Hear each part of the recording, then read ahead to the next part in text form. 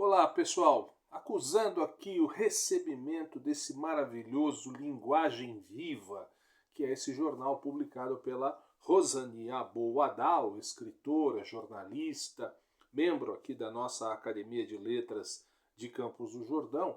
O Linguagem Viva é um jornal que está no 35º ano de circulação nacional. É um verdadeiro monumento da literatura brasileira que mantém sempre a todos os assinantes, como é o meu caso, atualizados sobre o que de melhor acontece no nosso mundo das letras neste país. É um jornal muito querido, eu tenho muito orgulho de ser assinante dele, de contribuir algumas vezes com alguns textos. E o jornal de abril, que é o número 428, ele é aberto com um texto de Nelson Marzullo Tangerini, do Rio de Janeiro, jornalista, professor, escritor, sobre a sua relação de amizade com o Afonso Romano de Santana, que nos deixou recentemente. Não é?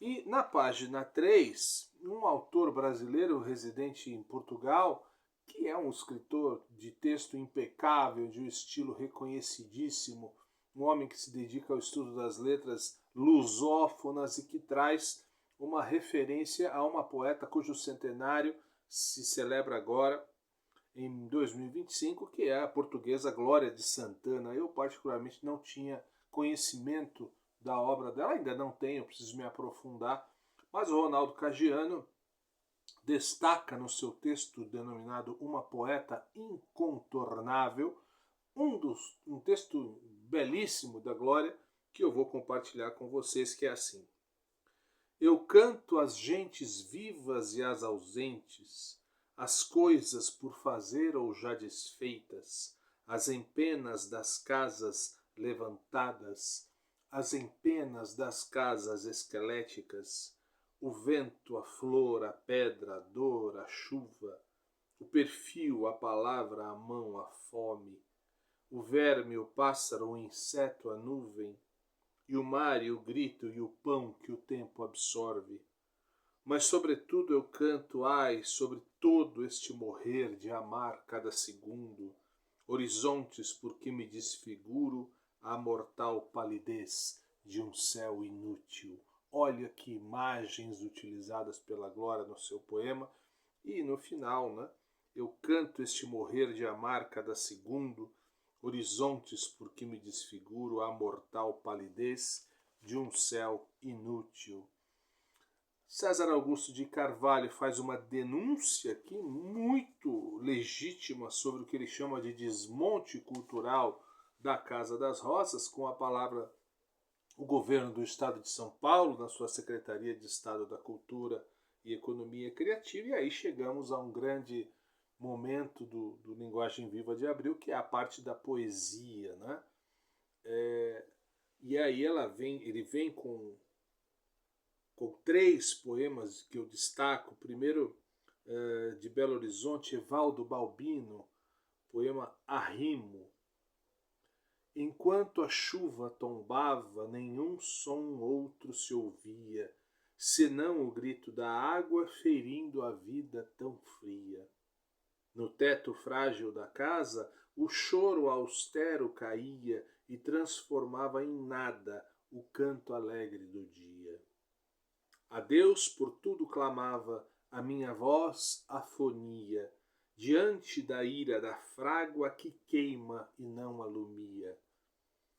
A chuva afável é graça, dando à secura anistia, não o dilúvio que traça clarão, estrondo, aforia. Depois da chuva os ruídos germinam entre ruínas, escuto a dor do gemido da gente de triste sina. Aí parece João Cabral, né? Depois da chuva os escombros de cada vida contrita, e meus poemas são ombros para os detritos sem vida. Que coisa linda do Evaldo, presidente da Academia de Letras de São João del Rei, lindíssima São João del Rei.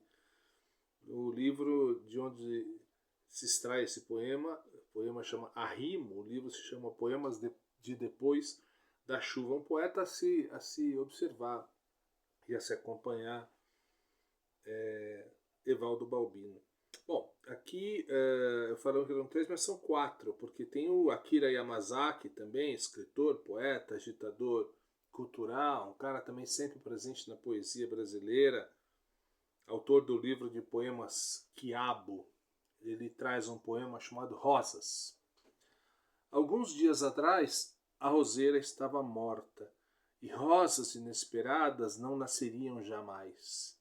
Só que ontem choveu, manhã e tarde inteira, sobre a roseira morta, e as rosas do amanhã, Rosa, Rosana, Rosani, Rosa, Rosinha e Joéis, rosas sem faixa etária, as primeiras de abril, rosas especiais ontem furaram meus dedos, quando fui escolher minha flor essencial, rosa revolucionária, rosa de Luxemburgo, rosa vermelha Sacha, rosa de abril Escobar.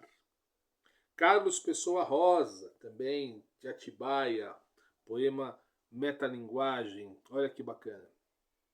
Homem é um dissílabo, já o homem é um carcomido trissílabo, inútil criador de conflitos. E o dissílabo mulher, onde entra nesse mundo dissílabo, cheio de iguarias bélicas é ótimo, trissílabos de extermínio em massa.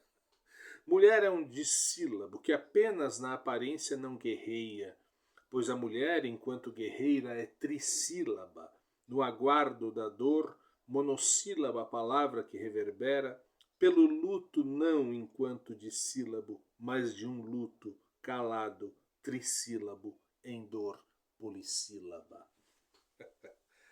E fechando aqui esse belíssimo texto, essa belíssima sessão de poesia, tem o da Carnificina, né? A Rosani sempre com a sua poesia denunciadora, que não se cala diante dessa terrível carnificina em Gaza, e é justamente o poema Carnificina. Claro que eu não sei declamar como a Rosani, que é um portento da declamação, mas ele escreve: as pragas do tempo dos faraós, vivas nas bombas, nos mísseis e drones, carnificina em dose tripla na faixa de Gaza. Ela está lançando o poema Canto do Alaúde, em se tratando de Rosania Boadal, claro que será um livro de denúncia. Né?